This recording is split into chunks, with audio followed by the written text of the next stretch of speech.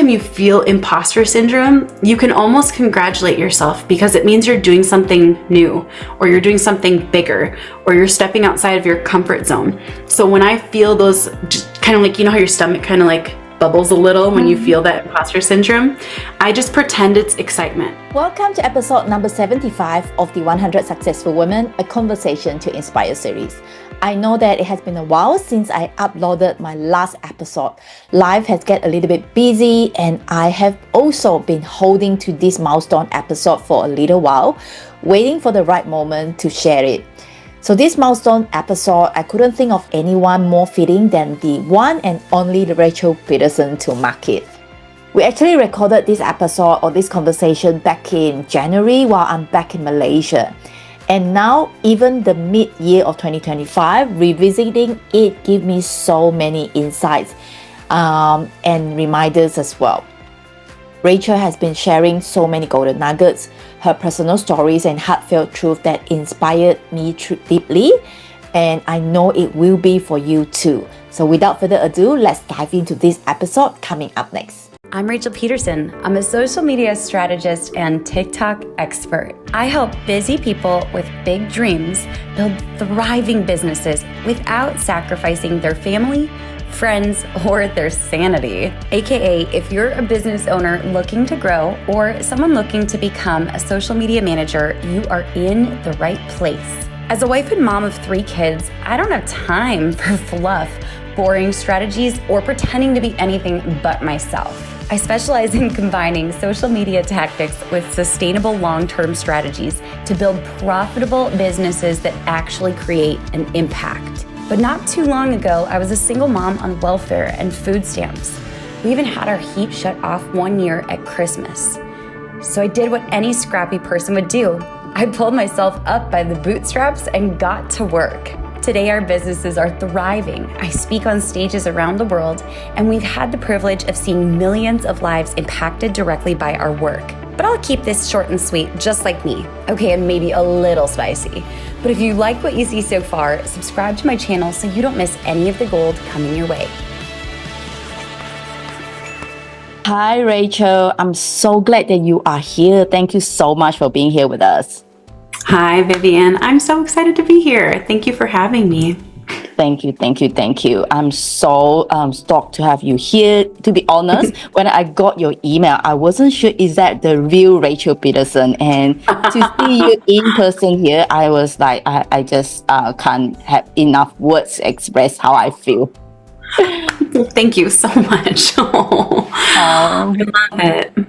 Thanks, Rachel. So I know that you are a social media queen. You are everywhere on the internet. I have been following you, I think, since around the pandemic time when you are very active on there. And I started to learn TikTok from you.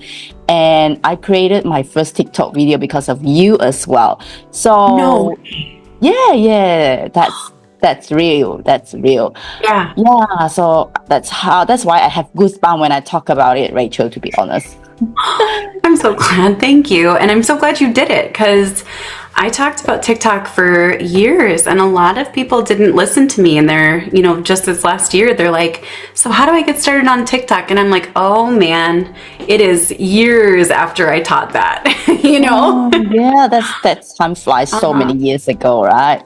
Yeah. So who is Rachel? The first question that I always ask this 100 Successful Women guests is that who is Rachel Pedersen at your core, despite all the roles, all the titles that you have, Rachel?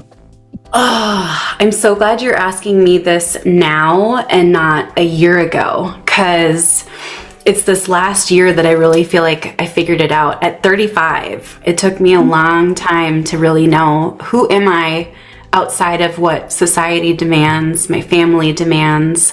Who am I at the core? I am someone who loves to laugh. I love to have fun. I'm not shy, but I'm actually pretty quiet. Like when I go into any new environment and I'm not known as Rachel Pedersen, I'm really quiet and I just sit back and watch people, which kind of surprises most people. I love to read. I love to read fiction. I love to write books. I'm a big creator. I'm a homebody. I'm pretty nerdy. I like to learn, so I just always have to be learning something all the time. And I'm a really, really soft and sensitive person. So like for my kids, if they come home crying or something happens, I'm the first person just, come here, my baby, you know? But yeah, I will say, like, it does feel like it does come into my day-to-day as a businesswoman, but there's definitely a different part that you have to play in business. It just, you know, it's natural. But yeah, I would say I'm a lot softer and a lot sweeter even. And yeah, that's who I am. Oh, I love that. That's so beautiful. I love that you actually, you definitely recommend a lot of books in your social medias as well. You can see the whole lots of books behind you as well. And Yes. that must be a lot of knowledge that you have as well. Thank you so much for sharing that deeper side of you, Rachel. Thank you for asking. No one's ever asked that before. That's one of the better questions I've ever been asked. Oh, thank you so much, Rachel. Yeah. So your social media queen of social media journey is very inspiring, and then I know that you've been through a lot of challenges in your life as well. So can you maybe share a little bit of your pivotal moment where it shaped your career and to where you are today? Ooh, okay. So if we go back 11 years, I was working as a hairstylist. I was newly married and I was pregnant with our second daughter. I was doing hair one day and a client came in and we just started talking about business and marketing and Shark Tank, and she ended up hiring me as her marketing consultant. I had no experience. I had no degree, nothing that indicated I would be good at it, but she said she saw something in me. But there were two situations that were pivotal for me because I grew up in poverty. I didn't know that people could become rich. I just thought you were either born into a rich family or not, and that's how it was gonna be. And so she gave me a book one day. Her name was Jeannie. Her name is still Jeannie. Jeannie gave me this book, and it was a book about, it was like a Great Clips hairstylist that worked her way up to being CEO of all of Great Clips. And she gave me the book and said, this book reminds me of you. You could be a CEO one day. And that was a moment that kind of just shocked me. That was one of those moments that sticks with you forever. She was the first person outside of Paul, my husband, who believed that I could do something bigger than where I was at that point, even though I hadn't yet fully envisioned it for myself, you know? And the second thing, this is weird, but I had never owned anything luxury in my life. And she brought me for Christmas like a big pair of Kate Spade earrings that were so beautiful. And she said, she was so cute. She says, Rachel, today it's Kate Spade, but one day it might be Bulgari. And I was like, and I laughed, but I didn't know what Bulgari was. So I had to go and look it up. And that was just a beautiful moment for me, realizing like there was a world outside of what I knew and that it was accessible to me. And Jeannie was saying, you can build what you want and you can get what you want. And that was crucial. Yeah. It's such a beautiful moment for you, and it's so good to have a Jeannie in your life, right? No, I agree. Oh, that's so good. Thank you so much for that. And another question that I would like to ask is that to build such a big business that you have, I know that you built two multi-seven figures business. That's not a small feat, right? And from the moment that Jeannie told you that you can do this to here, what are the challenges or what are the steps? There's a long one. I know this is not an easy answer, but yeah, what are some of them? I'm going to just be super honest here, because I think sometimes people make it sound like they had one challenge in 10 years. Basically, every single thing that can go wrong in a business I've experienced, except for lawsuits. So I've experienced what it is to pull from your personal bank account to pay payroll because several clients didn't pay. I've experienced a business partner suddenly leaving us while we were on a romantic vacation for the first time ever in our marriage. I've experienced, I've made mistakes. I've made expensive mistakes. There have been challenges with learning how to communicate to a variety of different people on a team and respecting their voices and their challenges, their path, and then also making sure they still deliver. I'm just going to say, some people, they like read books and they practically apply everything that they learned. I don't feel like I did it that way. I feel like I faced every challenge the hard way and didn't learn from the stories and books. So if there's a challenge, for the most part, like I've faced it, and I don't think anyone prepares you for just how many challenges come up in the journey to achieving your dreams. But at the same time, the steps have been pretty consistent the whole time. And I know that sounds weird. The steps are: create a vision or cast a vision. If you can't think of one, just invent one. And then create a plan for how it's going to happen. And then just start taking action steps on the first steps in that plan. Consistently take steps. And what is shocking is sometimes as you're taking those first steps in the action plan, you'll discover that the staircase moves because there's a better vision over here. So you just keep on going. Yeah, consistency is one of the big keys to remember. Yep, I think so. Oh, wow. And you experience like most of the challenges in the books, and you have to go through that to know what's the steps to face these challenges. Wow, amazing. So what are some of the habits that you have to be on this journey that you have? What are the habits that you probably can recommend for others on this? I know that you mentioned about consistency, and what are the habits that you have to do daily in order for you to get to where you are today?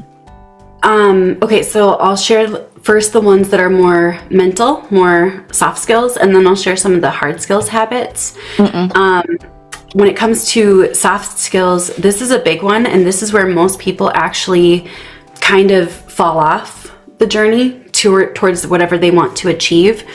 When you commit to a deadline or a timeline for clients, you have to follow through and or communicate, hey, this is going to be a day late. Is that okay? Or should I prioritize this? You have to communicate. Otherwise, people, they lose trust in you. So I've made mistakes with this, but every single time I remind myself, I have to follow through on every single deadline, every timeline. A promise needs to be an oath when I commit to a timeline. And I try to follow that as closely as I can. The second thing is communication is everything.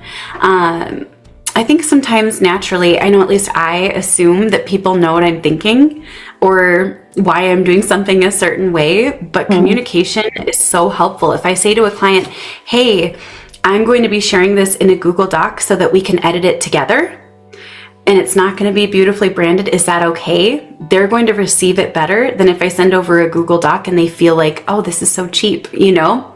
Communication actually is a great way to like pave the path with grace. Another habit that is huge is making sure that I get to the things that I feel like procrastinating on. So lately, shockingly, it's been content for me. So I've been slacking on content a little bit lately. So today's the first day on my sprint to starting it again. But all I want to do is say, no, today was too busy. And I cannot leave my computer till it's done for the day. Those are the soft skills. And hard skills, time blocking. Time blocking. You have to time block for the things that you need to make priorities. It changes everything. And then it allows you to not book, for example, like a podcast interview in the middle of your content creation time. And then it prioritizes those things that you have to get done. The second thing is take lots of notes. I love paper trails. I'm a huge fan of them. I love to be able to reference notes. So when I'm on calls with a prospect or a client, my notes are thousands of words long because I don't want to forget anything. I want to be able to reference it later. And even if I don't need it, I'm glad it's there. So if a team member has a question, I can say, oh yeah, she mentioned that on our first call. I'll word search it and then we find it. Wow, there's so many golden nuggets there. Thank you so much for sharing that, Rachel. And I love that you mentioned about time blocking and to get things done before you go ahead with another thing. Since you mentioned a little bit about procrastination, so what are the biggest tips when you think of procrastinate?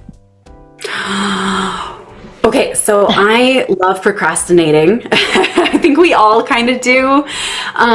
So when I want to procrastinate, the voice in my head says, you've already worked so hard.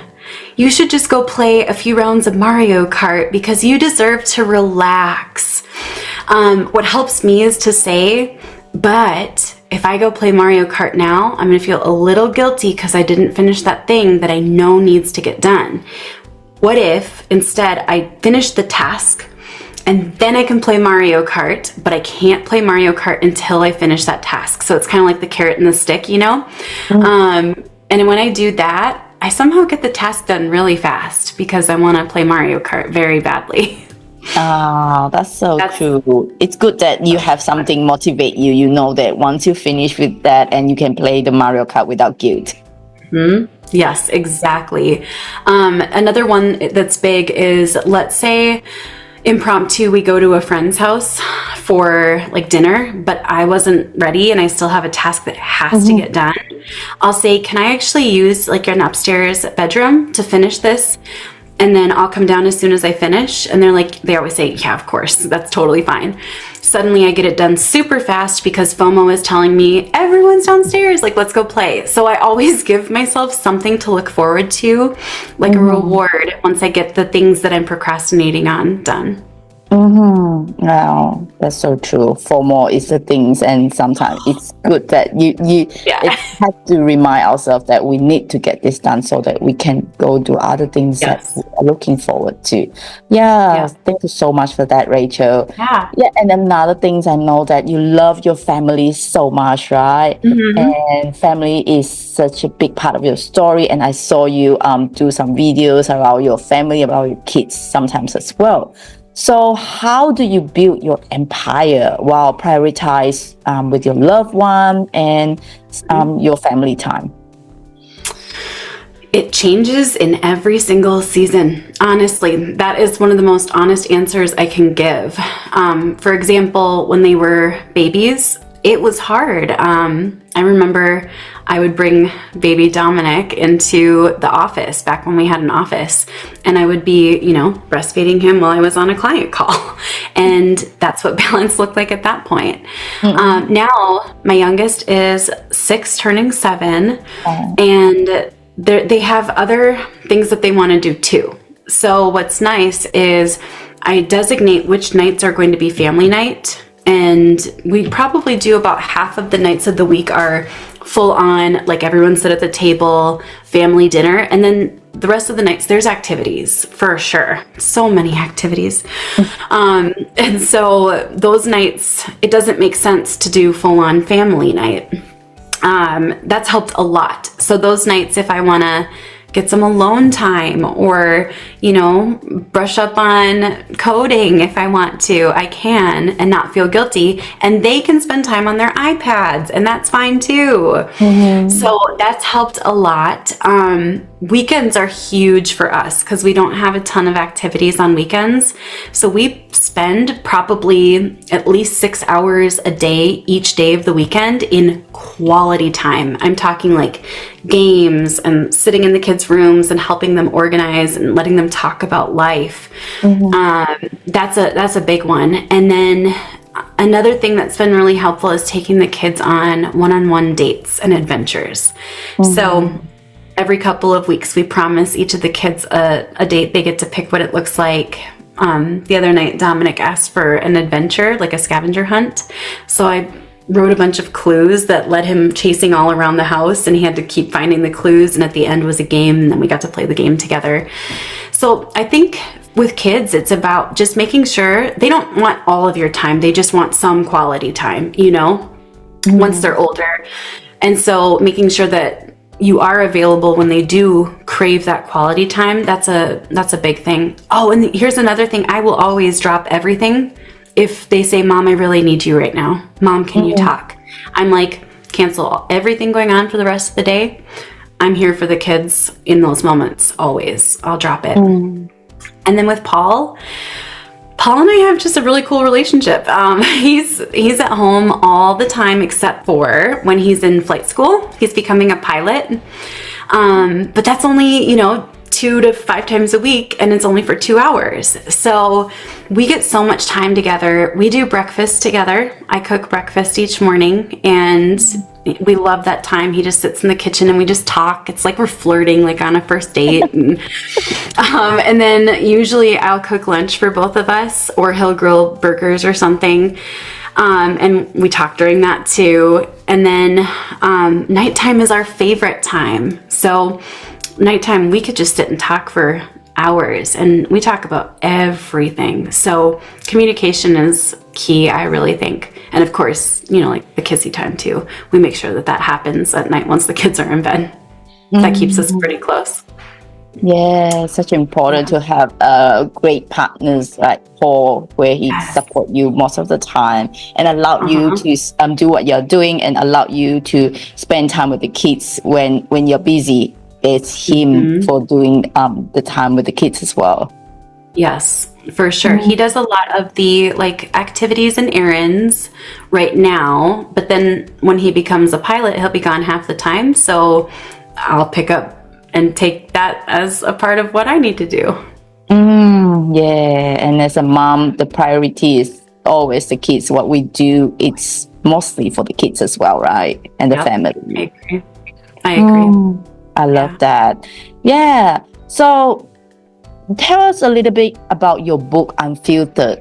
That is such a big one when it was released, and it was on the billboard as well. Which is wild. So my book, Unfiltered, I actually think you can see it for those watching on video right there. Unfiltered came out in fall of 2022. It came out during a very interesting time in my life, which was wild. It was one of the lower points in my life. And so I was actually in a state of healing mentally while the book was being released. So I didn't get to see the billboard, and I didn't see the whole launch. I didn't see any of it. I just was focused on I need to get my life together here, because mentally I'm not doing so great, But this book has been so fun. I actually want to brag on one thing that I'm really, really proud of.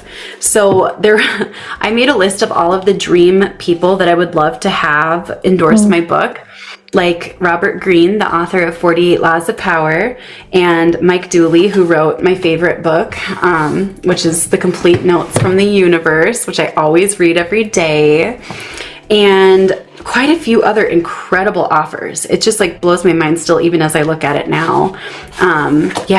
And I got all of them. And that was one of those dream come true moments. When the endorsement came through from Mike Dooley, I cried like a baby, because it was just one of those incredible things, This book was important to me because at the time that I wrote it, and even still today, there was so much advice that was out there that was so toxic. People still say these things, but people were saying a lot of you probably won't see your spouse much. You probably won't see your kids. They'll respect more that you work hard than you being home, not making anything of yourself. And I was like, I just don't like all this advice out here. Or the whole concept of if you play video games, you're a loser, you're never going to make it. I'm like, I disagree 100%. And so I wanted to write a book that basically like contradicted all of the stuff and provided other alternate like narratives for mostly for women, but also for men too. But ways that people can succeed even if their life path looks a little different than the gurus that are out there. Wow. Yeah. Amazing. Yeah, that's like, I love that you always do things differently. It's not like, I love that you actually challenge all these social norms. Yeah. I like doing that. I think it's fun. Yeah, love that you being so authentic most of the time, and then you are just so gutsy in what you're doing. Thank you. Sometimes I'm scared when I'm doing it. I'm like, am I really saying this? Am I really posting this? All right, let's go. And it goes out there. Yes, and the comments gone viral because of what you are doing. And then I remember some of the videos with you just showing your the birthmark, the real the timing of people's giving birth instead of all these women out there showing the perfect bodies. That's so important for people to be able to accept who they are. For sure. And I think about when I first had a baby, and that's what I was left with. And I was shocked because I had never seen something like that before. And part of me was like broken because I thought I was damaged, and I didn't know, how do I get this back? And I didn't know it just sometimes doesn't ever go back. But now I'm pretty comfortable with it, and I hope it's helped some other women feel the same way, you know? Wow, that's such important. I love what you're doing for many people out there, and you've got such important message that have helped a lot of women out there to believe in themselves. Yeah, thank you so much for what you're doing there, Rachel. And another question that I would like to ask is that imposter syndrome. I watched your interview with Dean Graziosi as well, and I feel that when you're interviewing Dean Graziosi, I'm actually feeling that because you are someone who is so big to me, and then I feel that I feel that lots of things are to ask you as well. So he mentioned about challenges and fear and imposter syndrome. And even though someone like him have that as well, and I believe you the same. So how did you recognize it, and how did you overcome those feelings yourself? Oh, so to me, anytime you feel like an imposter, if you are feeling like an imposter, it's not true. Does that make sense? I think about, you know, like the scam artists. Have you seen the movie Catch Me If You Can with Leonardo DiCaprio, where he's pretending to be like a pilot and he pretends to be a surgeon and he's like scamming everyone? Those are the people that are actual imposters, and they're not scared. Does that make sense? They don't feel imposter syndrome. They feel like they deserve to do it. They get a thrill from being imposters. So when people are listening to this, if you experience imposter syndrome, chances are you're not an imposter. You're just a human having a human experience, which is expansion. When it comes to it, I have noticed that it never truly goes away, because once it goes away, you go further outside of your comfort zone, and then there's bigger challenges and bigger names and bigger opportunities, and then guess what? You feel it again. So the imposter syndrome just morphs and changes as you grow. But it can show up in any area of our lives, you know? For example, like Paul and I have been writing a fantasy fiction book, and we invented a language and we created a map. And I'm so scared to let other writers read it, because I'm like, what if they know I'm not a fantasy fiction author yet? And that's terrifying, right? I feel like an imposter. But at the same time, every time you feel imposter syndrome, you can almost congratulate yourself, because it means you're doing something new, or you're doing something bigger, or you're stepping outside of your comfort zone. So when I feel those, just kind of like, you know how your stomach kind of like bubbles a little when you feel that imposter syndrome, I just pretend it's excitement. Like going on a roller coaster, you know, when you're about to go over and you're like, I'm excited and I'm scared. that's kind of how imposter syndrome is for me now. Wow. Yes, that's such a great advice there. I love that, getting out of the comfort zone, or when you feel that, that means you're doing something big, something challenging, that is something exciting beyond that, right? Yes, it's the drop of the roller coaster only to go up again. It's going to be so fun. So I've started saying, like, instead of saying like, I'm so nervous, or I don't feel like I can do this, I say, I'm so excited, even though it's the same feelings. Oh, that's so true. Yeah. I love that. Thank you so much for sharing with us that, Rachel. I love that because a lot of people struggles with so-called imposter syndrome, and it's such a great reminder for everyone out there. And just do it, feel the fear, and do it anyway. That's one of my favorite quotes. Yeah, I love that as well. Another thing that I would like to ask is that you mentioned about the time when you're writing the book Unfiltered. That was some of the challenging time that you're facing. One of the topic that you talk about is mental health. So many entrepreneurs shy away from discussing this, and you have been talking about so openly. What inspired you to share your story of that part, and what are some of the messages that you would like to give to others successful entrepreneurs out there? Yeah. Okay. So at first, I shared about it in 2019, but at that point, I was just talking about depression. And I shared a post, and it was the pictures of myself like crying in bed, not able to get out of bed. And I was scared because people weren't really talking about it. The leaders in the space weren't talking about it. And I was like, what if they don't like me? What if they don't want to work with me? Who cares? I'm just going to post it. And I posted it. And so many people reached out and said, thank you so much, because I feel like I can do this now too. You know, I have depression and stuff. It was when my book came out. I wish I could say this was like planned or eloquent or well-spoken, but I actually had a full-on public meltdown online for everyone to see. I posted everything. I think I posted several hundred posts within the span of about 48 hours. I mean, I aired out all of my mental issues, and I ended up having to go, and I'll just speak openly to it because it's already out there everywhere. I went to a psych ward, didn't get the answers I wanted. I did get diagnosed bipolar, which I was grateful for. And then when I came back, it still wasn't right. Something was still off. So I had to go to like an intensive treatment center for a month that specializes in trauma. And it turns out I have bipolar and a trauma disorder, and they just collided at the wrong time. Too much pressure, not enough awareness. I needed meds. It was one of the most humbling experiences I've ever had, because I shared everything online, and I wasn't obviously in my right state of mind, but I was actually so glad when I came back that I shared all of it as I went, because then there was never going to be the, what if people find out I have bipolar?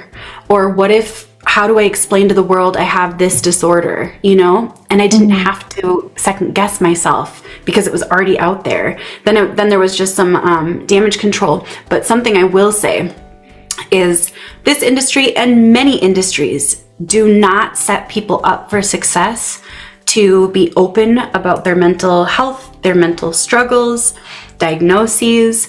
I think if more people felt comfortable talking about these things in everyday life, there wouldn't be so much external pressure of trying to hide a part of who we are. So that's definitely something I experienced on a very large scale, but mental health is crucial. Without it, you cannot thrive, or at least you cannot thrive for long. Yeah, that's so true.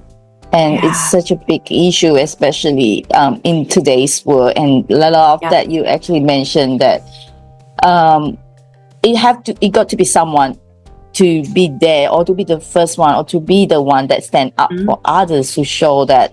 I love that you are actually sharing that so openly, and it allowed others to talk about that. Like you say, when you started that, it wasn't something that is so common.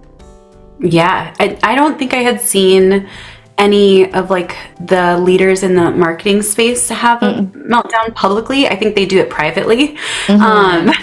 They still do it. They just do it very privately. And so, yeah, I've gotten a lot of people reaching out to me saying thank you for that. And I'm like, I didn't plan it. It wasn't a part of my content pillars. It just happened.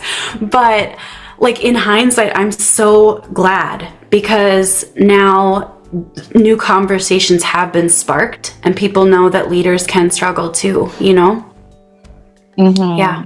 Well, that's why I love how real you are, how authentic you are, and just share whatever that is in your real life, and you don't really, you just share that's the real side of you instead of, even though you have that moments of thinking whether they like it or not, but you just do it. Yeah. I'd rather live that way than live through a filter. Yeah, it feels better. It feels more free. I don't have to be scared. What if somebody finds out I have bipolar? Like, it's there. It's out there. You know, I wasn't hiding it. Everybody knows, you know? Yeah. Love that. Thank you so much for sharing that. And thank you so much for being that leaders who is getting everyone to be the first or be the real one. And it's such an important topic for many. And people struggles in silence, and for you to do that, it's such a big deal. Thank you. Thank you. And another thing that is something to do with your social media.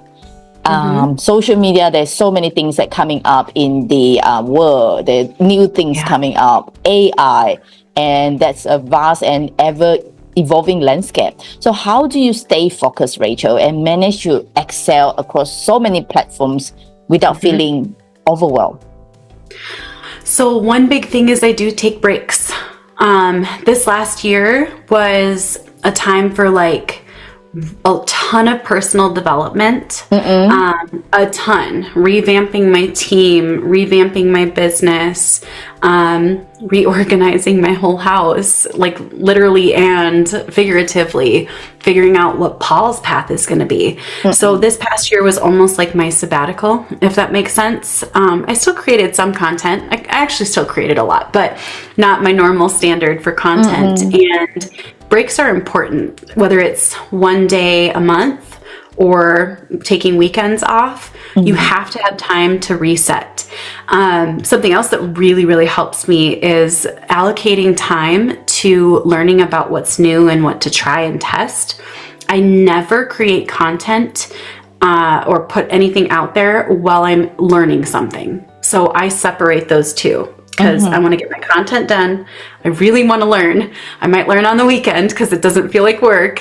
And then I'll dive in and play. Well, the kids are at tennis, you know, and be like, oh, I want to see what this new AI thing does or whatever.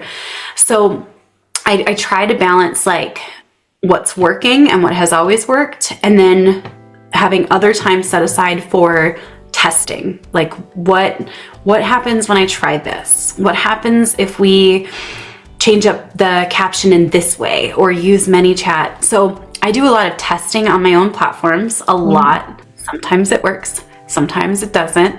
And then I don't let that distract me from just staying the course with creating and posting. That's once again to do with time blocking and to prioritize what is the thing that you need to do. Are you always like this, Rachel? Like prioritize and then to stay such focus? No, but I am a pretty, like, even though I'm quiet and fun and stuff, when you get me on the weekends, going back to like your first question of who am I really, I still do a lot, but it is very home-based. So I cook 2 or 3 meals a day from scratch, everything, including sauces. And I'll like organize the fridge while I'm talking to Paul and just like quick, real fast, organize everything. I like to do things. I like to, that's the best word. I do have a high drive in kind of every area. I like to stay active and work out, and sometimes I'll read my books while I'm walking on the treadmill because then I can walk for 2 hours and not even notice, you know? Yeah, I'm going to say I'm not all the time like that, but most of the time, yeah. Wow, that's such a great things to have, and I love that you can even do a lot of things from the scratch cooking. So you are like, you are expert. It's not expert. It's like you are good in many areas, inside and outside. I only do the things I'm good at. So there's a lot I'm not good at. I can't do laundry. I am so bad at laundry. There's a lot I can't do, but I love cooking. I'm an expert in cooking. I'm obsessed with cooking. I make some good food every meal. Oh, wow. Yeah. Paul is a lucky man, right? He's not complaining, that's for sure. Oh, I love that. Thank you so much for sharing with us so many great tips, so many stories behind. And then I love what you're sharing with us. Thank you so much for your time with us, Rachel. And I know that people can literally find you everywhere on the social media, just putting your name in. Is that right? Yes, if you just search for Rachel Pedersen, all E's and a D, my website will come up, my social handles will come up, articles about me will come up. You can find pretty much anything on Google. Yeah, for those of you who haven't known Rachel yet, make sure you go Google for Rachel Pedersen and you can find her literally everywhere. I totally agree with that. So, since this is 100 Successful Women podcast, Rachel, you have shared with us a lot of great tips, a lot of strategies. I love that you have given us so many golden nuggets and advice. So the last question that I'd like to ask Rachel, what is the one piece of advice that you can give for other women out there? Ooh. It might be a compound piece of advice. I've shared a lot of advice throughout this one interview. What I want you to do is first and foremost, take inventory on who you are and who you are not and will never be. And that's super important. For example, if I try to be polished and wearing always a blazer and stuff, it's just not me. So get clear on who you are and who you are not and who you will never be. And decide what advice, use that as your filter to decide what advice you're going to test out and apply to your life. Do not try to make all advice fit you. Wow, I love that. There's so many advice in that one line that you just shared as well. And I love that inventory part, and so important, that which people don't normally do. And especially something that we haven't really asked ourselves who we are and what advice to take, because sometimes we take advice that you say can be toxic as well, right? For sure. Absolutely. Wow. Yeah. Is there anything that you would like me to ask that I haven't asked yet, Rachel, before we wrap up today's conversation? You asked really good questions. So I think we covered a lot. No, thank you so much, Rachel, for your time. I really appreciate your time, and I know how busy you are for you to take time to be here to share your advice. I really appreciate that, and thank you so much, Rachel. Thank you so much for asking me. I'm so glad to be here. Thank you, and hopefully, everyone who haven't known Rachel, make sure you follow her, and she got lots of great content online. Thank you so much, Rachel, and hopefully we can connect with you again in the future. Sounds great. Thank you, Vivienne. Bye.